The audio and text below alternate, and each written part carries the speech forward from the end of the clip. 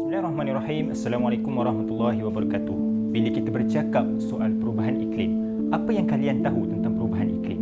Baiklah, perubahan iklim sebenarnya telah memberi kesan yang sangat besar kepada pelarian, terutama yang berada di sekitar Timur Tengah. Kalau kita tengok, perubahan iklim seperti musim sejuk, musim panas serta ribut taufan telah memberi kesan kepada sektor pertanian dan juga sektor peternakan. Jadi, apakah impaknya musim sejuk ataupun perubahan iklim ini kepada ekonomi penduduk di Palestin sama ada di Gaza maupun di tebing barat? Hampir 10,000 orang terutamanya yang berada di Gaza telah dipindahkan ke penempatan sementara disebabkan oleh perubahan iklim yang telah terjadi di Palestin.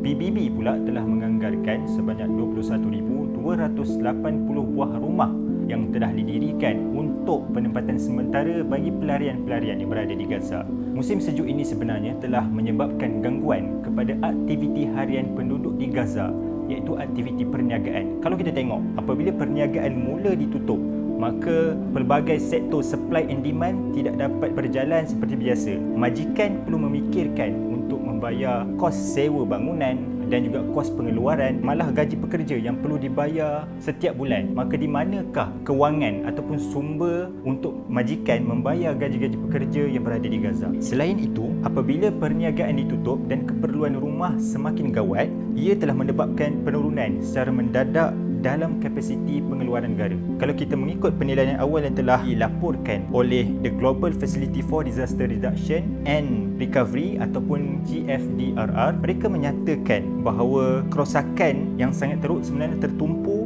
kepada sektor pertanian dan juga pengangkutan, di mana masing-masing dianggarkan sebanyak 21 juta US dollar dan juga 19.4 juta US dollar. Musim sejuk sebenarnya telah menyebabkan satu kesan yang dinamakan transitory effect ataupun kesan sementara kepada harga pengguna, khususnya kepada barang-barang yang berkaitan dengan pertanian. Dan kita dapat tengok melalui laporan yang telah dilaporkan oleh FAO, mereka telah melaporkan bahawa harga ayam dan itik di Gaza telah meningkat sebanyak 21%. Dan bila peningkatan harga-harga barangan yang asas seperti ini telah menyebabkan beban kepada penduduk-penduduk di Palestin, terutama di Gaza, kerana dengan ketidakupayaan mereka untuk mendapatkan gaji daripada majikan mereka, malah mereka sendiri tidak mampu memberikan keperluan isi rumah kepada ahli keluarga mereka. Dan ini juga menyebabkan satu permintaan yang sangat besar sebenarnya di Gaza. Apabila harga semakin naik, barang-barang tidak dapat dipenuhi oleh ahli keluarga setiap isi rumah.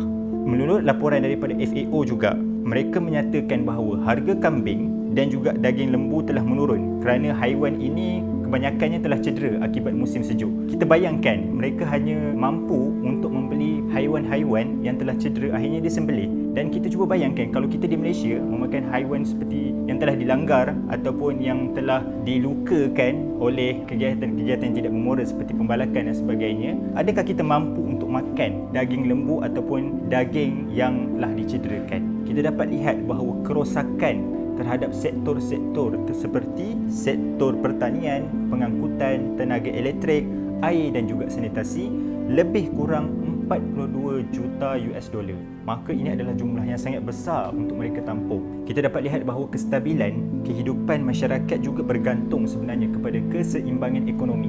Ekonomi adalah salah satu ekosistem kemandirian masyarakat. Jika ekonomi lumpuh dan tidak dapat berjalan seperti biasa, maka masyarakat akan hilang kemandirian mereka dan mereka akan mula hilang harapan terhadap kehidupan mereka. Maka kita cuba berikan harapan kepada mereka, kerana kitalah harapan yang menyinari kegelapan yang telah menelan keputusasaan yang berada di dalam diri mereka.